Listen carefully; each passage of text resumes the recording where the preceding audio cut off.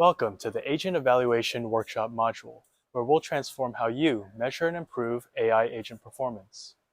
In this module, you'll learn how to move beyond intuition-based vibe checking into more rigorous, data-driven evaluations. We'll start by exploring why evaluating agents is uniquely challenging, from subjective and non-deterministic agent outputs to the multi-step reasoning and tool usage that agents employ.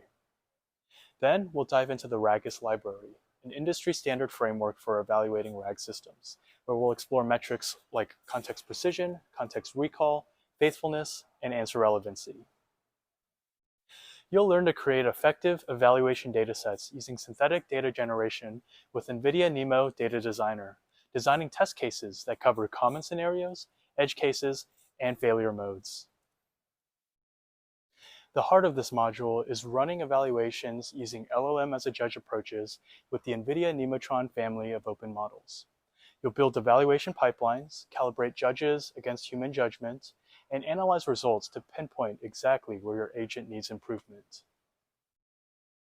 By the end, you will have built comprehensive evaluation frameworks for both a report generation agent and an IT help desk RAG agent, and you'll know exactly how to make them perform better.